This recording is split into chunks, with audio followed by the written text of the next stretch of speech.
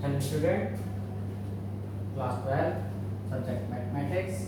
Topic आपका determinant, जिसमें हम आपको बता चुके थे कि कोई भी स्क्वायर मैट्रिक्स होती है, अगर हम डेट निकालें तो डेट कैसे निकाल सकते हैं। डेट के लिए मैं बता दिया था कि डी डी डेट या फिर साइन, वो आपको लास्ट टाइम बता दिया था, उसका प्रोसेस बता दिया था। अब हम बता रहे हैं प्रॉपर्टी ऑफ द डिटरमिनेंट कि डिटरमिनेंट की कितनी कौन सी प्रॉपर्टीज होती है। तो सबसे पहले का हमने आपको सीक्वेंस आपको सॉल्व करना स्टार्ट किया था कि डिटरमिनेंट कैसे सॉल्व किया था। वन वाला 1/1 का या 2/2 का या 3/3 का तो कैसे सॉल्व किया जाता है, उसी में प्रॉपर्टीज को हम आगे बताने जा रहे हैं कि प्रॉपर्टी फर्स्ट जो हमने बताया था कि अगर किसी भी चीज में रो या कॉलम में हम उसे सॉल्व कर सकते हैं 3/3 का, तो कोई भी हो, चाहे वो 2/2 का हो, चाहे 1/1 का हो, चाहे वो 3/3 का हो, या किसी भी तरह का भी हो। माइनर फैक्टर हमने आपको लास्ट टाइम बताए दिए, को फैक्टर मैंने आपको बताए दिए थे, ठीक है। तो किसी भी स्क्वायर मैट्रिक्स या एक स्क्वायर मैट्रिक्स है और इस स्क्वायर मैट्रिक्स का अगर मैं डेट निकालने जाऊं तो किसी भी स्क्वायर मैट्रिक्स का डेट निकालने के लिए समेशन n j इक्वल 1 से लेके और जिसमें i j आपका एलिमेंट रहता है एंड कोफैक्टर i j ये आपका इक्वल होगा किसी भी डिटरमिनेंट का। यानी स्क्वायर मैट्रिक्स का अगर आप निकालने जाते हैं तो यही प्रोसेस रहता है, यानी कि एलिमेंट वो एलिमेंट जिसका मल्टीप्लाई होता है और इनटू में कोफैक्टर आते हैं, ठीक है, जिस रो या कॉलम में आप सॉल्व करते हैं। तो ये कोई सी भी डिटरमिनेंट ले लीजिए, यानी कोई सी स्क्वायर मैट्रिक्स ले लीजिए, चाहे 1/1 की हो, चाहे 2/2 की हो, ठीक है, चाहे 3/3 की हो, चाहे 4/4 की हो। क्लियर। सेकंड प्रोसेस है आपका कि डिटरमिनेंट को इस प्रकार से निकालते हैं कैसे। तो मैं आपको एक लैट करके दिखा रहा हूं कि देखिए, जैसे कि ए मैट्रिक्स है आपकी A11 A12 A13 A21 A22 A23 A31 A32 and A33। ये आपकी स्क्वायर मैट्रिक्स है। अगर आप इसका डेट निकालने जाते हैं तो n समेशन यानी कि i j आप उसके आप 1 रखते हैं तो A11 और C11 आएगा एंड प्लस, ठीक है, -1 की पावर 1 + 1 -1 की power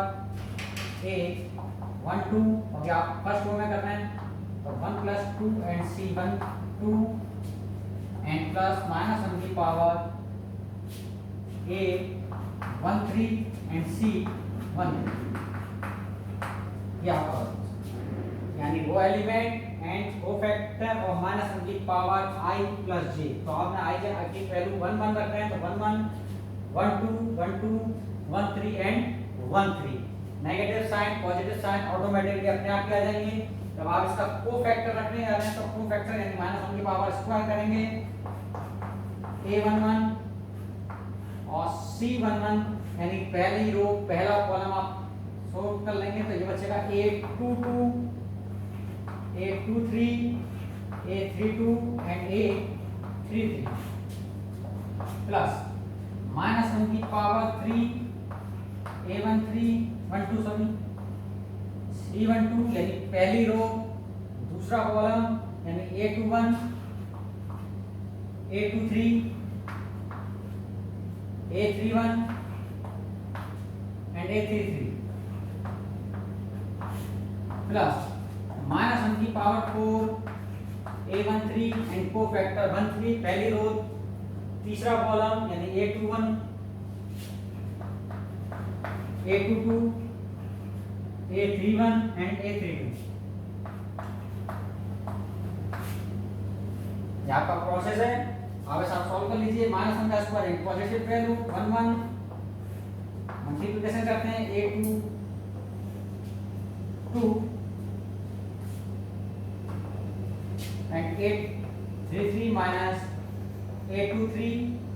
and 832 negative A12 A21 A33 minus A23 A31 and फिर पॉजिटिव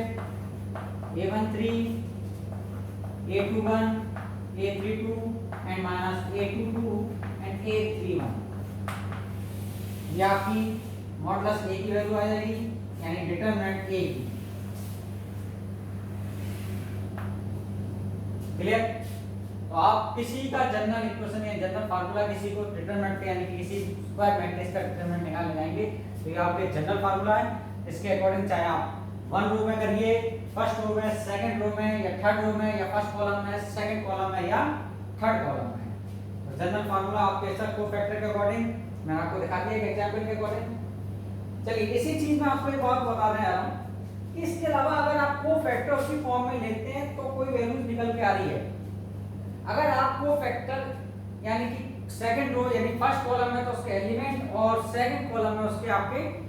आप कोफैक्टर लेते हैं तो उसकी वैल्यू जो है वो हमेशा जीरो रहेगी। यानी अगर कोफैक्टर चेंज हो जाएंगे यानी आपका एलिमेंट तो 1 1 है पर कोफैक्टर आपका 1 1 ना हो गया कोई सा भी हो या सीक्वेंस में लिख लीजिए 2 कॉलम वाला हो यानी 2 1 2 2 एंड 2 3। अगर आपका एलिमेंट 1 रो का है और कोफैक्टर आपके सेकंड रो के या थर्ड रो के हैं, ठीक है, तो उसकी जो वैल्यू होगी वो हमेशा जीरो निकलेगी, ठीक है। या फिर आप कह सकते हैं कि आपके एलिमेंट सेकंड रो के हैं तो कॉलम अदर उसके हो गए यानी फर्स्ट रो के या फर्स्ट थर्ड रो के तो भी उसकी वैल्यू जीरो निकलेगी। अगर आपके फर्स्ट कॉलम के हैं एलिमेंट और आपका कोफैक्टर सेकंड कॉलम के हैं या थर्ड कॉलम के हैं तो उसकी वैल्यू जो है हमेशा जीरो ही आएगी। ये एक प्रोसेस मैं आपको दिखा देता हूं जो एक नंबर पर कभी-कभी क्वेश्चन पूछ लेते हैं सीबीएसई बोर्ड के अंदर कि जिसकी वैल्यू जीरो होगी तो उसका प्रोसेस क्या होगा, यानी मल्टीपल ऑफ सम कर दें। प्रोसेस कर देना, नोट कर लीजिए पहले से।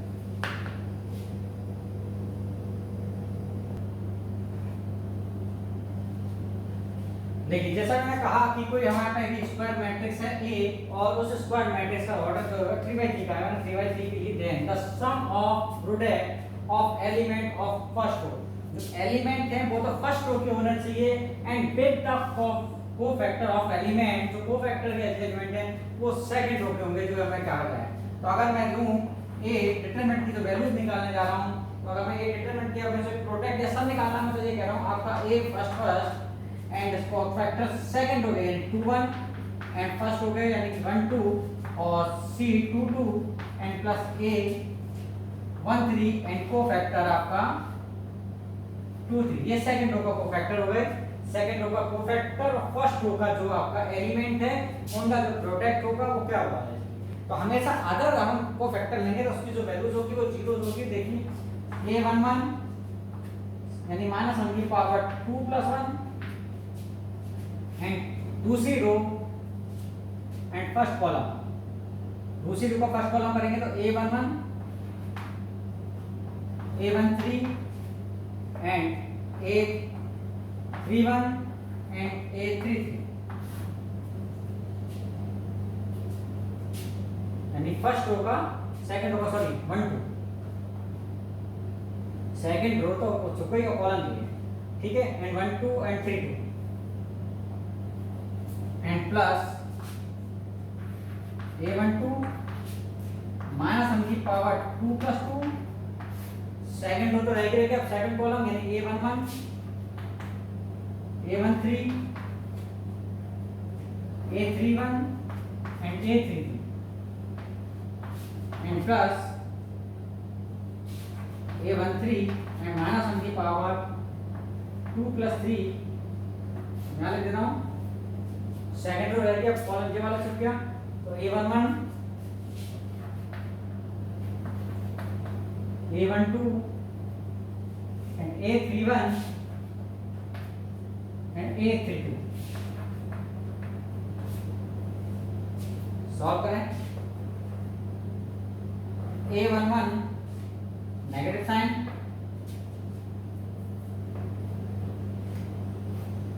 A 1 2 A 3 3 minus A 1 3 A 3 2 positive A 1 2 A 1 1 A 3 3 A 1 3 A 3 1 फिर नेगेटिव साइन 5 आएगा A 1 3 A 1 1 A 3 2 A 1 2 and A 3 1।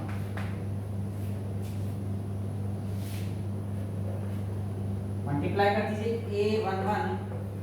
A 1 2 A 3 3 minus A 1 1 A 1 3 A 3 2 plus, क्योंकि माइनस का साइन था तो ये माइनस का और ये positive, A12 A11 A33 negative A12 A13 A31, आगे माइनस होने से A13 A11 A32 ये positive, A13 A12 and A31। अब देखिए ये A11 A12 और A33 ये आपको कहीं दिखाई दे रहे हैं?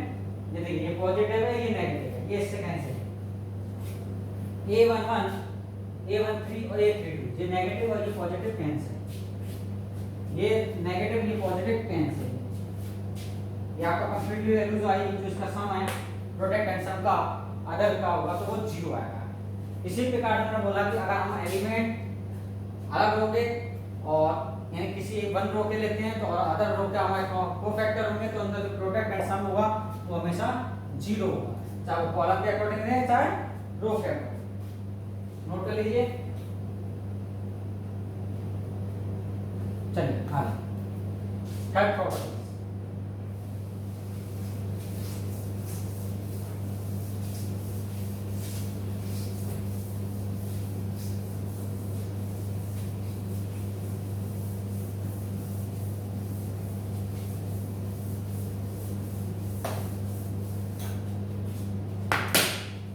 थर्ड प्रॉपर्टीज को मैं सॉल्व नहीं कर रहा, केवल आपको दिखा दे रहा हूं कि किसी भी स्क्वायर मैट्रिक्स का अगर मैं डेट निकालने जाऊं तो वो हमेशा इक्वल होता है उसके ट्रांसपोजर का डेट निकालना है। क्योंकि मैंने कहा कि अगर वो कॉलम में चले जाए कॉलम में करें या किसी का भी डेट कॉलम के अकॉर्डिंग या रो के अकॉर्डिंग निकालते तो कोई सीक्वेंस में फर्क नहीं पड़ता, तो उसकी वैल्यू जो है वैसा सेम आएगी, यानी कि उस सीक्वेंस तो चेंज हो जाएगा पर उसकी वैल्यू कभी नहीं। पर किसी भी स्क्वायर मैट्रिक्स की सेम वैल्यू रहती है, चाहे रो निकालें चाहे कॉलम के अकॉर्डिंग निकालें, तो रो कॉलम ही तो चेंज होते हैं, इसलिए हमेशा उसका जो डिटरमिनेंट है यानी किसी भी स्क्वायर मैट्रिक्स का अगर हम डेट निकालने हैं डिटरमिनेंट तो उसके ट्रांसपोजर का अगर डिटरमिनेंट निकालें तो वही निकलेगा जो उसका सेम होगा, तो ये हमेशा इक्वल रहते हैं। नंबर 4 प्रॉपर्टीज की अगर मेरे पास कोई ए मैट्रिक्स है स्क्वायर मैट्रिक्स जैसे A11 A12 A13 A21 A22 A23 A31 A32 and A3 ये स्क्वायर मैट्रिक्स और इसकी अगर मैं डेट निकाल लूं तो अगर ये डिटरमिनेंट की बात करें जाए तो डिटरमिनेंट अगर इसकी ली जाए तो डिटरमिनेंट हो गई आपकी A11 A12 A13 A21 A22 A23 and A31 and A32 and A33। तो अगर मैं इसकी रो फर्स्ट रो को सेकंड रो में कन्वर्ट करूं यानी R1 कन्वर्ट टू R2 यानी R1 यानी रो 1 को मैं कन्वर्ट कर दूं रो 2 में तो चीज नेगेटिव आ जाएगी, यानी किसका जो वो नेगेटिव डिटरमिनेंट आ जाएगी, ठीक है, जो साइन जो है वो नेगेटिव आ जाएगा, यानी इस टाइप से। यानी ये वाली प्रॉपर्टी अगर मैं ऊपर कर दूं यानी A21 A22 A23 और A11 इधर पहुंचा दी गई और A12 A13 जो एलिमेंट है वो पहुंचा दिए गए and A31 A32 and A33, तो वो डिटरमिनेंट जो है वो नेगेटिव रहती है। इसी प्रकार से जब कोई हम कन्वर्ट करते हैं R1 को R2 से या R3 से या R2 को R3 से, ठीक है, या कॉलम 1 को कॉलम 2 से या कॉलम 2 को कॉलम 3 से, तो कन्वर्ट करने पे ये सारी चीजें आपस में एक दूसरे से नेगेटिव हो जाएंगी और वापस मैं अगर इसको कन्वर्ट करूं तो फिर नेगेटिव हो जाएगी और नेगेटिव पॉजिटिव हो जाएगा। तो किसी भी रो को कन्वर्ट कर दिया गया R1 को R2 में और R2 को R1 में, तो वन टाइम करने पर नेगेटिव, फिर सेकंड टाइम करेंगे फिर नेगेटिव से तो नेगेटिव पॉजिटिव हो जाती है, यानी हर बार एक बार हम कन्वर्ट कर दें या C1 C2 को कन्वर्ट करें तो हमारे पास नेगेटिव साइन आएगी। तो रो और कॉलम को अगर हम चेंज कर देंगे तो वो हमारी जो डिटरमिनेंट है वो नेगेटिव आएगी। क्लियर? ये प्रॉपर्टी जो सबसे ज्यादा यूज करते हैं। अब बात करते हैं फिफ्थ प्रॉपर्टी की, टाइप ऑफ डिटरमिनेंट। तो फिफ्थ में अगर मैं किसी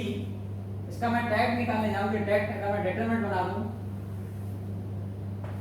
तो अगर मैं इसमें किसी का मल्टीप्लाई करता हूं यानी 2 का, तो जैसे कि हम पहले जानते थे कि एलिमेंट इन मैट्रिक्स में जानते थे कि जो ईच एलिमेंट में मल्टीप्लाई होता है किसी कोएफिशिएंट का अगर मैं मल्टीप्लाई करने जाऊंगा तो ईच एलिमेंट में करूंगा, जबकि अगर इसके अंदर रूल चेंज होता है, यानी किसी फर्स्ट रो या सेकंड रो में कर सकते हैं, यानी एक रो या एक कॉलम में कर सकते हैं प्रॉपर किसी एक रो में। अगर मुझे R1 में करना है तो 2a11 2a2 12 एंड 213, बाकी किसी में चेंजिंग नहीं करेंगे ना किसी में मल्टीप्लाई करेंगे। a21 a22 a23 a31 a32 and a33, या आप कह सकते हैं, मैं इसमें ना करके कॉलम में कर देता हूं, a21 a22 21 and a31 a22 12 22 and 32 a13 a23 and a33, यानी रो या कॉलम किसी एक कॉलम या रो में मल्टीप्लाई कर सकता हूं, पूरे में करने की जरूरत नहीं, इस एलिमेंट में नहीं पड़ती। क्लियर?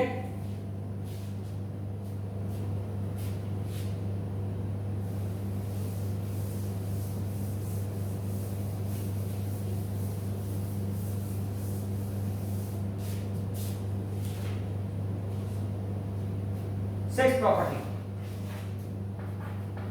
कोई डिटरमिनेंट हमारे पास जैसे दे दी अभी आपकी a11 a12 a13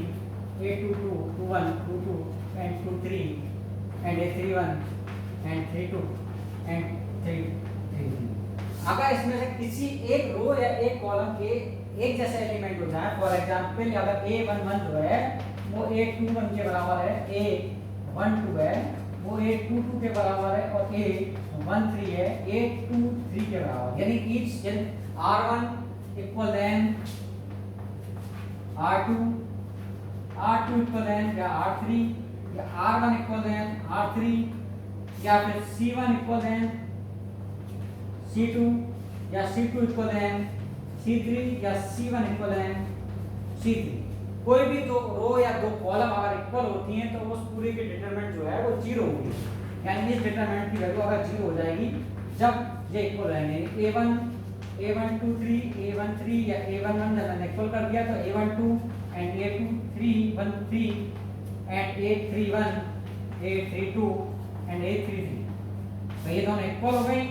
तो इस पूरी डिटरमिनेंट की वैल्यू जीरो हो जाएगी, या कॉलम इक्वल हो गया तो उसकी वैल्यू जीरो हो जाएगी, या कॉलम 2 या 3 एंड कोई भी दो वैल्यूज अगर इक्वल होंगी तो उसकी पूरी की पूरी वैल्यू जो है वो जीरो होगी। सेवेंथ प्रॉपर्टी, अगर सेम होंगी, कैसी सेम होंगी, यानी कोई भी एक रो या एक कॉलम अगर यूनिट होगी, ठीक है कि नहीं, यानी जीरोस होगी तो पूरी की पूरी डिटरमिनेंट की जो वैल्यू है वो जीरो होगी, चाहे वो r1 r2 जीरो हो, बाकी आपके एज इट इज हो 2 3 2 1 2 2 2 3 3 1 3 2 एंड 3 3, ठीक है, यानी r1 अगर पूरी रो जीरो है, r2 आपकी पूरी जीरो है, या r3 आपकी पूरी की पूरी जीरो है, या c1 आपकी जीरो है, या c2 आपकी पूरी जीरो है, या c3 आपकी पूरी जीरो है, तो ये पूरी डिटरमिनेंट आपकी जीरो, ठीक, यानी पूरी की पूरी एक रो या एक कॉलम आपका अगर पूरा का पूरा एक रो या कॉलम जीरो है तो पूरी की पूरी उसकी डिटरमिनेंट जो है वो जीरो होगी, या फिर दोनों कोई दो रो या दो कॉलम जीरो इक्वल होंगी रो या कॉलम तो उसकी पूरी की पूरी डिटरमिनेंट जीरो, ठीक, ये प्रॉपर्टीज हैं।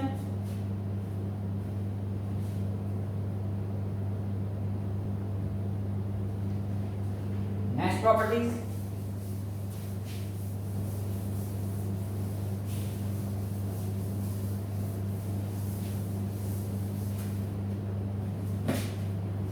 अगर मेरे पास कोई डिटरमिनेंट लिखी है इसके प्लस में k plus k and plus k J element, तो इसको मैं दो पार्ट में डिवाइड कर सकता हूँ, यानी डिटरमिनेंट दो पार्ट में डिवाइड हो सकती है, पहली a11 a12 a13 a21 a22 and a23 a31 and a32 and a33 and plus k 1 k2 and k3, k1 k2 and k3, k21 A22 and A23, A31, A32 and A33। जरूरी नहीं है कि वो R1 में ही हो, इसमें भी और जितनी ज्यादा ऐड होती जाएंगी और इनके साथ होंगी तो हर ऐड के साथ होंगी तो 9 टाइम बनेगी। अगर 2 टाइम ऐड हुआ तो 2 टाइम हो गई, इसके साथ में भी ऐड होंगी तो फिर इसके साथ वाली भी बनेगी 4 टाइम हो जाएंगी, फिर इसके साथ में भी, ऐसे करके हर किसी के साथ हम उसको ब्रेक कर सकते हैं अगर सेम है तो। क्लियर? ये आपकी टाइप ऑफ प्रॉपर्टीज हैं आपके डिटरमिनेंट की। बाकी आपकी एक्सरसाइज है वो आपको नेक्स्ट वीडियो में बताई जाएगी। तब तक आपकी प्रॉपर्टी का ठीक है, फोकस करिए। Thank you.